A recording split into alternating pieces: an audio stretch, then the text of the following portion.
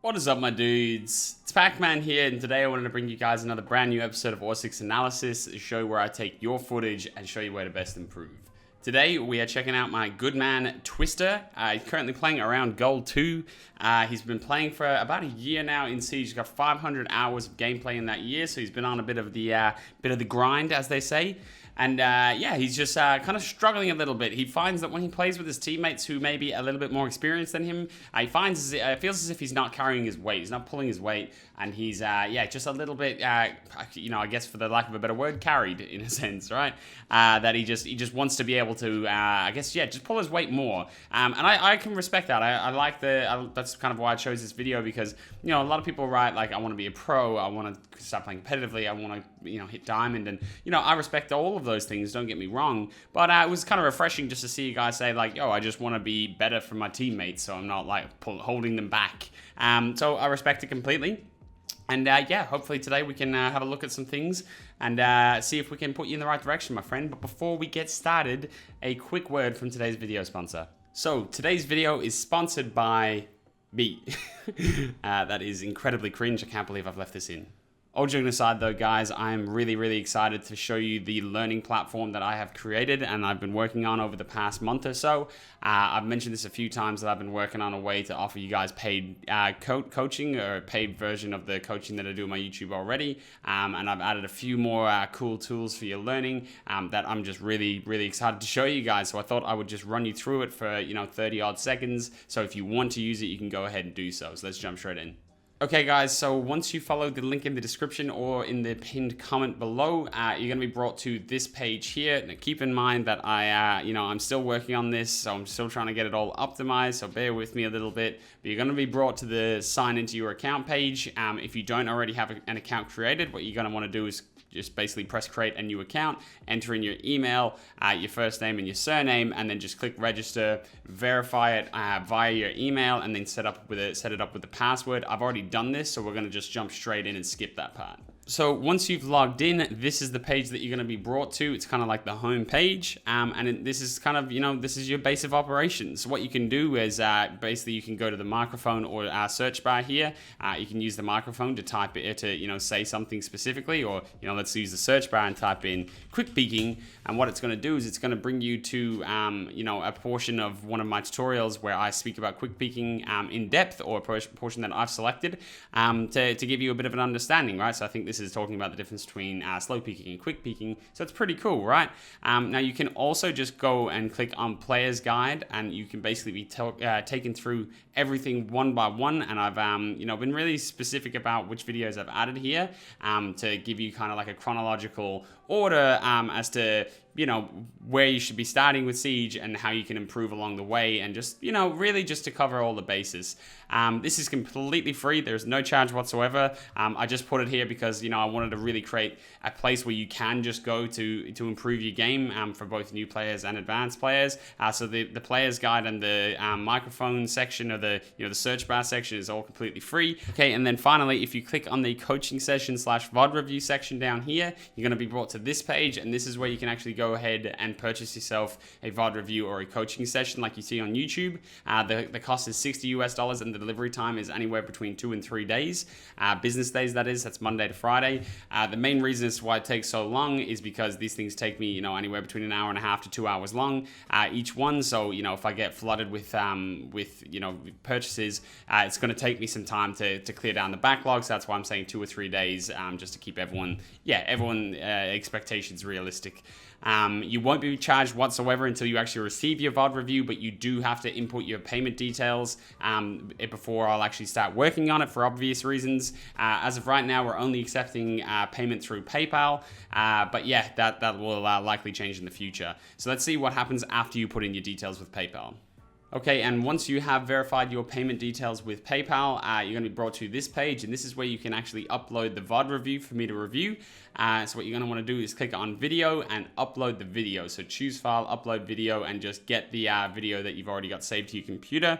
Alternatively, you can just link me via message here, a link to Google Drive video, or a link to a YouTube video that you've already uploaded. That's kind of the setup that we have at the moment with the coaching session, but this also gives you an option to just just upload the file directly. So whatever's easiest for you. And that's really it. I'll get working on the VOD review, and once it's completed, I will send it back to you on this platform.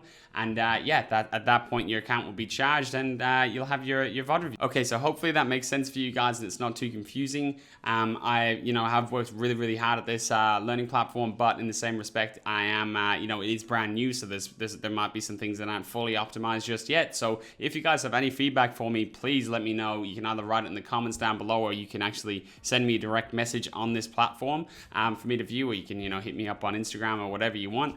The more feedback I can get, the better, and I will definitely be adding to this in the future. This is just kind of the initial launch of it, and to get the VOD reviews service out there and out in the open for all of you guys that have been begging me to do it for a long time. So yeah, it's finally here, and as always, guys, thank you very much for all the support. And without rambling on for too long, let's get back to the video. Alrighty then, the round begins. Yeah, I guess thank you for sponsoring today's video. No, but all joking aside, dudes, I'm actually really excited to be kind of starting this next little phase. It's been something that I've been wanting to do for a long time. It's something I've been thinking about doing for a long time. And yeah, the feedback from you guys when I brought it up and said I might look at doing it was really positive. And to be honest, I get messaged like it's easily I would say anywhere between 5 and 10 times per day from people asking whether or not I can coach them. So it only makes sense, I guess, to just at least offer it as an option. But again, this drone is in yeah, this is a bit of a yikes, bro. Okay, you're going underneath. I like it, sneaky beaky style. Ooh, okay. So just keep in mind, my mans. So let's just think about what's happening here. This is a bit low, actually. Just before I go further with what we're talking about. So the reason that the sledge is doing this, right? He's opened it up so that he can crawl underneath. So that he doesn't have to punch the barricade, because the barricade, yeah, well, that's the sound cue, isn't it? So you just kind of go, you know what? Woo! Why not? So that's obviously not what you want, because now they know you're coming through office, whereas the sledge was trying to get in there nice and quiet. But you've jebaited him. Nice crosshair placement. Twat is the username. He said, do not call me twat, call me Twister, because yeah, it might be less offensive, but twat works for me too. This is nice crosshair placement, man. Mechanically, you look solid. For a gold too, you look fine. Looks good. Maybe the drone throwing was a little bit off, but look at this crosshair placement. Oh, just wow. Oh man, I love watching that. I love a bit of this, because look when this Jaeger comes across, I'll try and get a nice pause on it. This Jaeger he goes, yo, hey yo, Sean Kingston. No, he tries to take the corner, and you say, absolutely not, sir. My crosshair is exactly on your forehead. Boom, finito.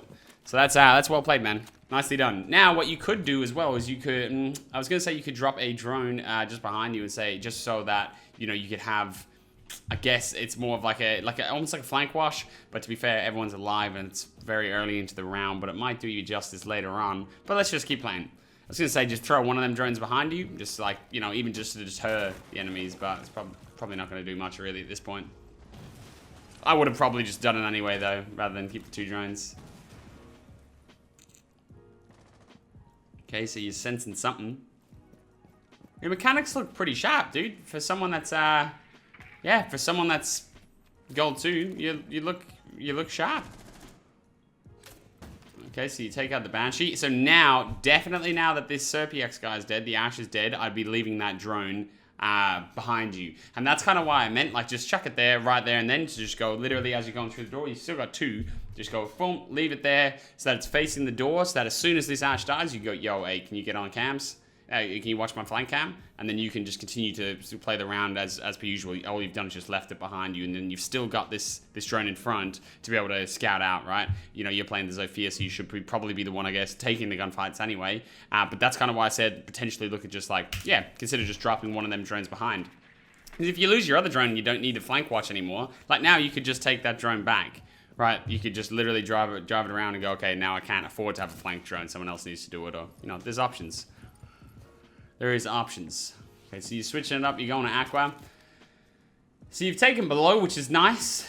The only thing with it, so how the Aqua push usually works, you've got someone in Billiard.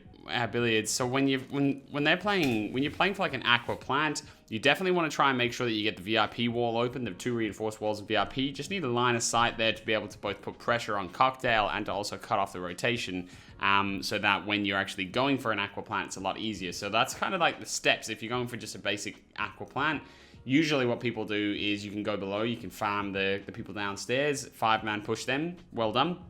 Next step could be to take VIP, open up the wall, and then rotate everybody else around to aqua, so that you can start to look to go towards an execute, right? Because if someone's cutting off both the hallway and drinks from that wall that you've opened to VIP, then the players that are inside of aqua really only have to watch the rotate, and then hopefully someone's got like a flank cam to watch as well. I don't know if that makes sense. I hope that makes sense. That's unfortunate. The C4 came out of nowhere. It got yeeted out. You guys yeah, that's unfortunate. I think you played that pretty well though. Like considering, you know, you went underneath, you got the kills, the crosshair placement was good. Potentially consider doing a flank drone, especially if you do usually play with your homies. That's even better. You guys should really get into the habit of that, of flank drones. They're so powerful. But yeah, so far so good, my man. Okay, round 2. Take Diffuser, he says, because he doesn't want it. He's more important. He's got shit to sledge. What do you mean? Why would I take the Diffuser? I'm Sledge. Rah, rah, rah. Okay, so you're getting that cam. Some good habits, though. Obviously, the guys that you're playing with are teaching you some pretty good habits there, because, you know, you're keeping your drone alive at the beginning. You know, the crosshair placement, just your general kind of movement, it seems good. It seems decent. So I guess it just depends on what level the guys that you play with are playing at. That's why you might feel carried, because at Gold 2 level, this looks fine. This looks better than fine. You're looking kind of sharp, matter of fact. Oh, okay. That's unfortunate.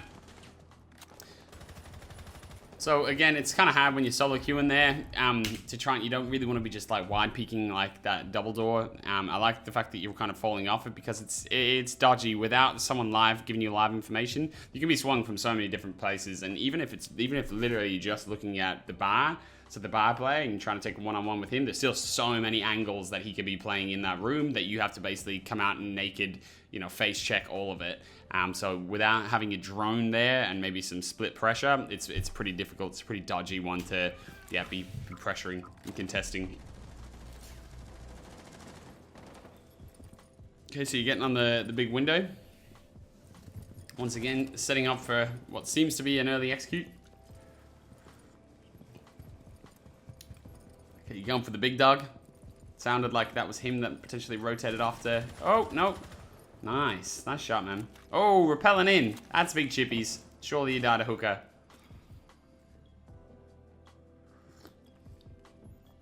I don't understand how no one's contesting you right now. One's below.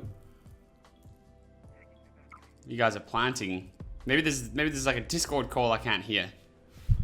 Or something. But this seems dodgy as hell. Okay, you get the Mozzie there. Doesn't seem to be alive.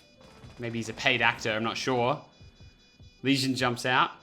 You're now playing some sort of off angle.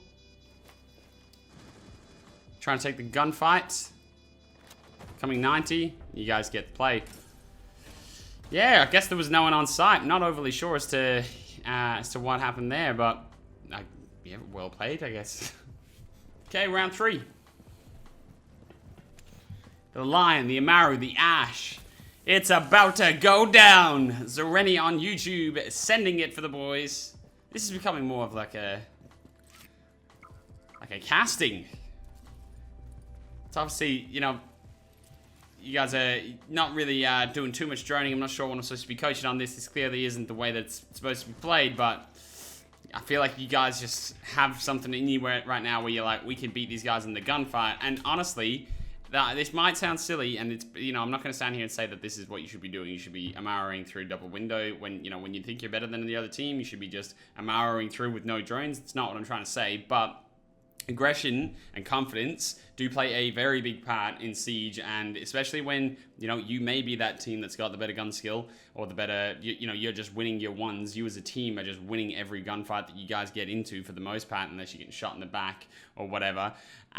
When that's the case, aggression and confidence pays massive dividends. So yeah, getting in their face, bringing it straight through them. I would like to see some more droning though prior to sending it. A little bit more caution, because you can be aggressive while still playing the game correctly. Okay, so you're doing some vert. Some vert now. And so one thing that I just like to bring up when it comes to vert, so when you're taking vertical control, a lot of the time what vert is, what people think vert is, or why people do use vert, they think, okay, what I'm going to do is I'm going to open up all the floor and I'm going to try and kill all of the players in sight. I'm not going to plant until they're all dead. You know, that's what I'm going to do. I'm going to keep chasing them around the site until they're dead.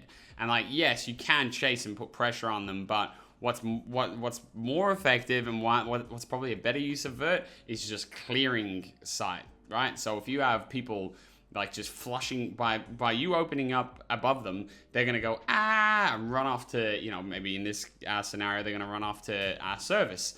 And then now that you've got kitchen cleared, you could have someone at the window kind of like picking them off as they're running around, squirming around.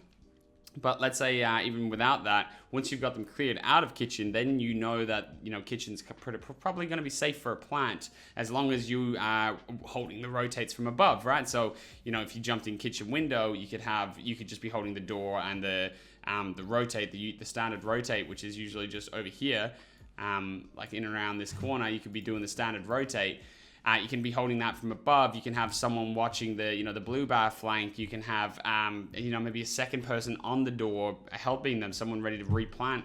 That's what you should be kind of thinking when you think vert. You should think, okay, clear them out of the bomb site and go for an execute, because that's what's gonna draw them out towards you, you know, and that's what's gonna bait them into having to push you and, you know, take uncomfortable gunfights. Whereas, you know, for a lot of the time when you're just running around trying to find them, yeah, it's just not as effective, and a lot of the time you can get killed through the vert. You get flanked easy because you're just tunnel visioning on some kills. So yeah, a bit of structure. That's a little tip I would give everyone for vert, not just yourself. Not just yourself.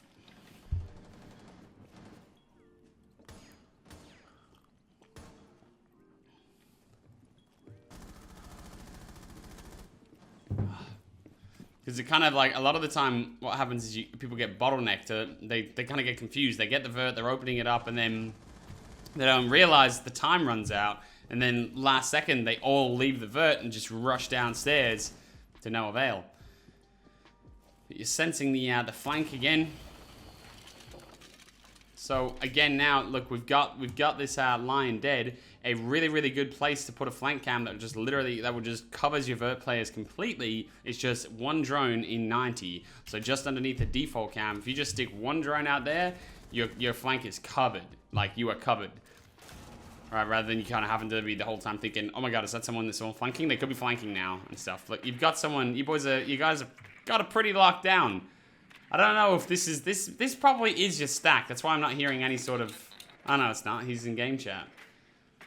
Not sure. Maybe this should be your stack. Maybe you should consider playing with these guys more often. Okay, so you go for a little bit of an unnecessary gunfight, and now look at that. Right, so this is exactly what I was just saying there about vert. People get bottlenecked. They don't know what's good. Like, they start killing them, and then they go, well, where's the other two guys? Oh, they're over here. Yeah, I'll jump. I'll kill them. I'll get them. Whereas what you should be doing, because you're playing into their, you know, you're not playing into your advantages. You're playing into theirs. You're just, you know, kind of head on jumping at them. Whereas if you did it, like I said before, like kind of flush them out of the site, hold the rotates, and make them come to you. It's easy pickings at that point. But by just kind of hunting for kills and not actually going for an execute, you make it a lot harder for you and, yeah, just your team in general. So that's a big tip for vert and executes. Okay. Mans is getting cheeky in main lobby. Oh, God. Oh, God. Oh. Oh, my. Oh. My mans needs a little bit of Kovacs. Unlucky. So yeah, 3 rounds in, like, to me, mechanically, it doesn't look like your mechanics are going to be your issue.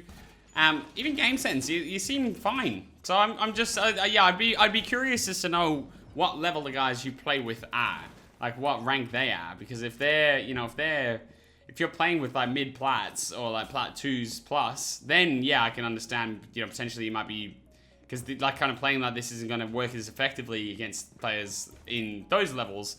Because they're just, yeah, it's just not, it doesn't work as effectively for the most part. You have to be real sharp and you have to, like, real force them into it. But, you know, if all of your mates are, you know, around this same rank as well, I don't think you should be the one that's holding them back. So you might be being a bit hard on yourself. But, again, it's hard for me to tell.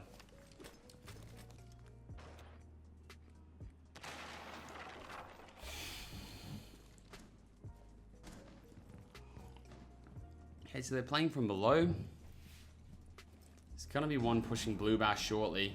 So I'd be cautious that you don't get pinched here. You seem to be aware to it, like the kitchen and blue bar pincer. Serpix pays it back to the boys. Gets a frag early days.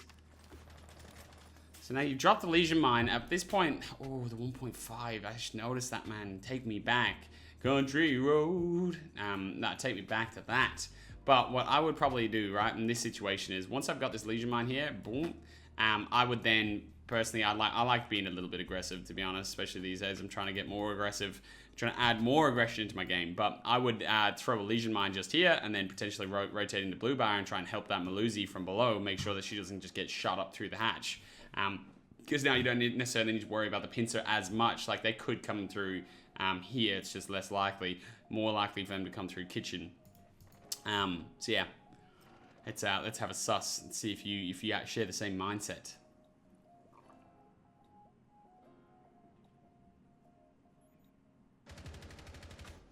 Ooh, so Rennie picks one up from office, potentially main stairs. Serpix has said enough is enough. I'm headshotting.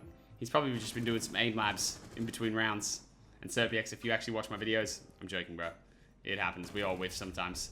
Again, really nice shots, really nice mechanics. They're like, I'm smelling Smurf, bro. I'm smelling a bit of Smurf. I didn't want to say it too early, but I'm smelling Smurf. Like, because then mechanically you're fine. You're fine. And if not Smurf, then you don't need to worry about it because the mechanics there are sharp. And they're as sharp as they need to be for low plat. Okay, match point, 3-1. Let's see what we can do. You're on the Jaeger. And I like to see that because when the mechanics, when you're like, you know, a dominant player in a lobby mechanically, get yourself on that Jaeger, bro. The T5 with the 1.5, though, it's kind of upsetting that we don't get to see it again. That shit was broken, though. Maestro, what do you think you're doing? Excuse me, Maestro. Oh, look, that's unfortunate. That's just a little bit of not really paying attention, kind of running around, doing a whole lot of nothing 30 seconds into the round.